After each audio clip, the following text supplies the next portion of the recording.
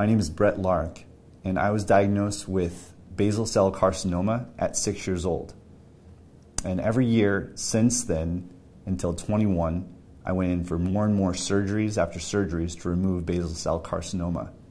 And at 21, I was diagnosed with lymphoma, stage 4, spreading to the brain, non-Hodgkins. The emotional impact that being diagnosed with cancer at 6 years old had on my family and myself was almost too much to bear. My family didn't know what to do. I was the only child, and they were very sad. We were all very shocked. I felt upset as well that I had friends and classmates that had no problems, or seemingly no problems, and it felt like I was targeted to pass away early or something like that. And I was diagnosed with Dysplastic Nevi, and that basically, they told us that I would have more and more aggressive forms of cancer until I would have a cancer that was so aggressive that it basically took my life before I was age 30, they predicted. And here we come, after surgery, more cancer every year. At 21, I have a golf ball-sized tumor on my neck. And I didn't want to go in. I feared about what they were going to tell me. But sure enough, I went in. They tested it. They said, yes, stage 4, lymphoma, non-Hodgkins, spreading to your brain. And we need to do surgery. Now, when they said that, I had said, well, I'm not a newbie to surgery. We've done this before, so let's just go ahead and do it. This time there was a complication because there was nerves running through that tumor, and there was a 50% chance that I would never use my right arm ever again. So now I'm looking at a death sentence in the face, and at that point I knew I needed to take action. 2007. So throughout the cancer diagnosis, I tried to live a normal life as much as possible. And I was actually really embarrassed about having cancer. I didn't like talking about it. I didn't want anyone to know. I felt that it was kind of like a mark of shame. And that's how I wore it when I was younger. And I would lie about the scars on my body. I would tell people that, oh, it was from an accident or you know, this, that, and the other. Sometimes it would come out, but I didn't like it when it did. And at 21, I still had that same mentality when I was diagnosed with lymphoma spreading to my brain. So I didn't want anyone to know. When I was diagnosed with lymphoma spreading to my brain, stage 4, I had that complication where I might not use my right arm ever again. And because of that, surgery became not an option in my brain, in my head. That night, I went home and I went to my dorm. And I locked the door, and I knew I needed to find something. And I believe in the Bible, and I prayed that night. And I believe that God put this conviction within myself to find a way to beat cancer naturally. Internet wasn't what it is today in 2007. And so there wasn't as readily available information as there is now. There wasn't the truth about cancer really then at that time online. And so I was being directed towards medical journals and other scientific studies, Dr. Esselstyn and some of his writings. And I realized that there were people that were getting rid of cancer through natural remedies. And a lot of it had to do with food. So anything that I ran into and I found, I would actually implement and blanketly cover my lifestyle. This was also done without many people knowing. My mother knew that I was going to try to do this without surgery, and a few other close friends of the family. How did they feel about that? They were actually against it. My mother was very against me trying to get rid of cancer naturally. She believed that if I had any chance of success, I would need to do surgery and I would need to do chemotherapy. This would be the first time I would be doing chemotherapy, by the way. I've never had chemotherapy or radiation all the other cancers was taken care of from surgery. All my mother knew was that I was still alive from what the doctors were doing so far. And so in her mind, if there was a remote chance for me to get through this, I would need to follow their directions completely. So she did not like the idea of me looking for alternative treatments. She said, do those, but also follow the doctor's directions. Not at the time. No, it was the hope of the stories that I would read about, and it was the hope from the knowledge that I was learning that this was the answer. And so I blanketly tried all these different things. I would change my lifestyle for the way I ate. I understood that stress had a component to creating a lot of deformities in our cells. So I would practice stress management techniques. And for 3 months, I rigorously pursued alternative treatments because I had 3 months away from my appointment for surgery. And when that day came for pre-operation appointment, I went in kind of feeling defeated because the mass was still there visibly. And the doctors were freaking out at that appointment. They were measuring the tumor, they were measuring the mass, and they were freaking out. And I got one of them to slow down. I said, what is going on? And they said, your tumor is shrunk, and that never happens with stage 4 cancer. So I was celebrating at that point, but at the same time, it's not complete victory. I don't know if this is going to work. Like, I don't know why, and if this is more of like a fluke or, not completely confident here. But they said, let's push out the surgery and come back every 2 weeks and be retested and see if it's shrunk more or if it's growing. Understand that this was very invasive surgery, and there was a big risk that I may not ever use my right arm again. So it was a high liability surgery. So the doctors, though baffled, were encouraged that if there was a possibility that we could avoid surgery, they wanted that for me. And luckily I had a wonderful doctor who didn't push into surgery and wasn't trying to make a buck. At that time, at the time of me trying these new remedies, these new alternative treatments, I didn't know much about it other than I heard stories of them working, so I blanketly applied them to my lifestyle. And I religiously just kept applying them. Some of the examples of the alternative treatments that I had found were eating a plant-based diet.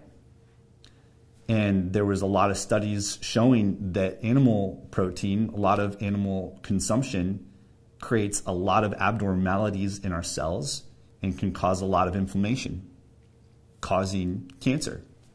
So I went cold turkey, basically, and went the complete opposite and started increasing my vegetable intake, my fruit intake, and moving towards a plant-based diet. It wasn't cold turkey. That's not necessarily true. Well, not quite. But it was a very swift change. I was still eating meat, but dairy was out 100%, and major inflammatory products were out 100%.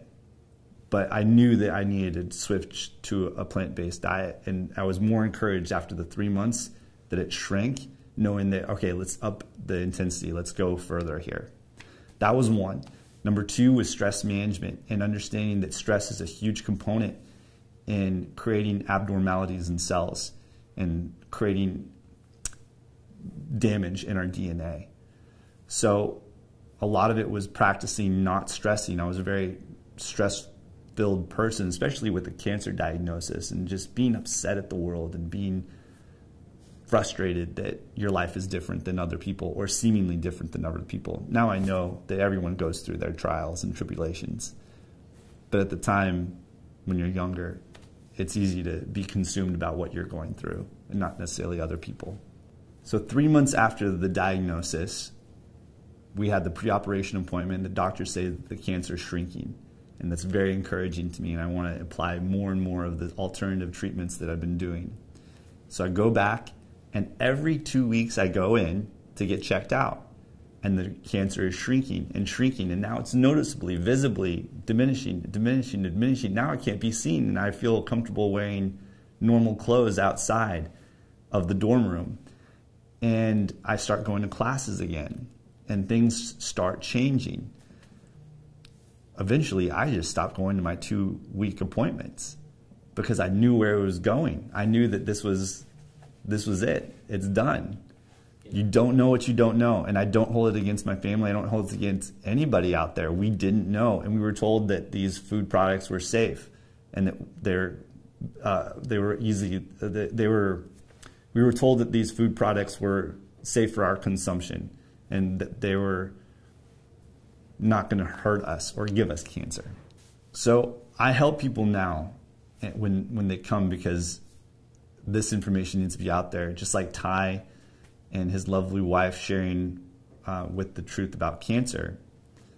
It needs to be out there, and more people are out there that are dealing with the same kind of diagnosis that I was dealing with, or their child is being, I'm sorry.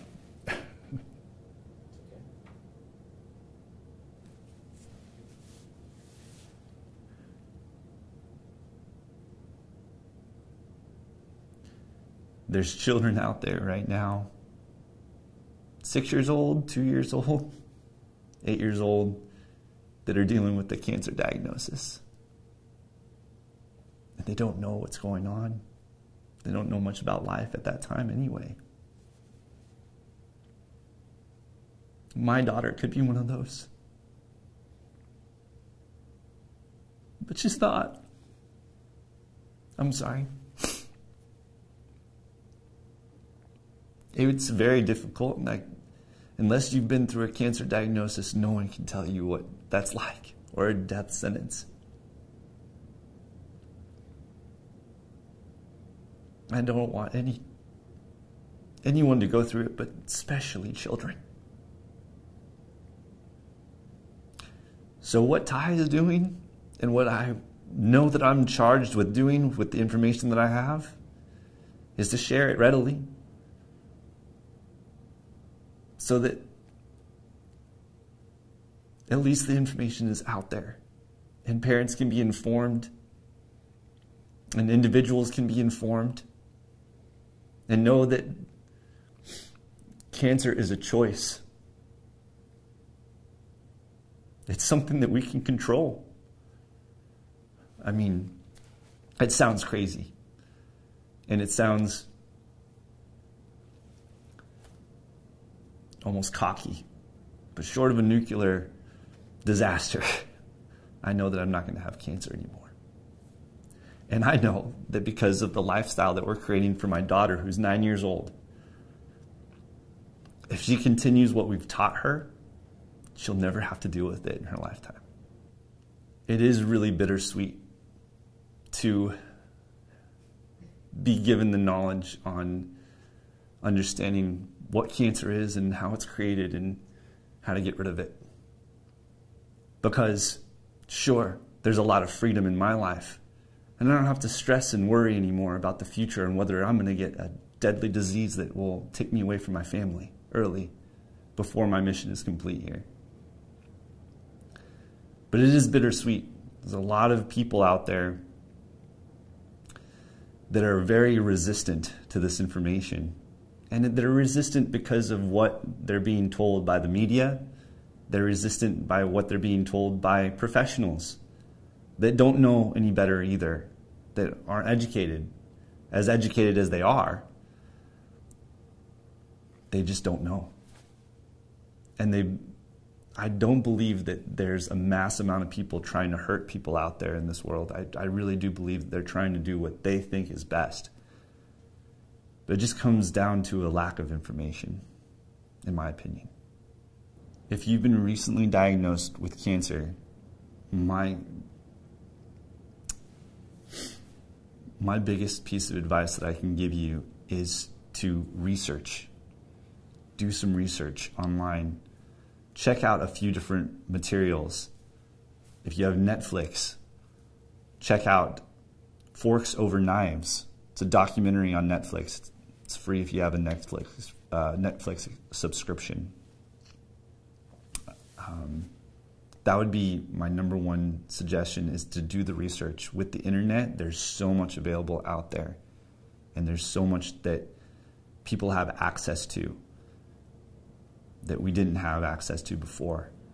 And information is out there. If you are seeking a way to beat cancer without invasive surgery and chemotherapy, not to say that I'm against those things. Sometimes they're needed in an extreme case. But you also need to have a lifestyle change, because poison, which is chemotherapy attacking cancer cells, also attacks your body. And without a lifestyle change, cancer will come back with a vengeance almost every single time I've seen it. So no matter what, whether you're going through chemotherapy or surgery, or you're wanting to not do those things and avoid those things, there has to be a shift in creating healthy cells so that you don't have to deal with cancer after your diagnosis.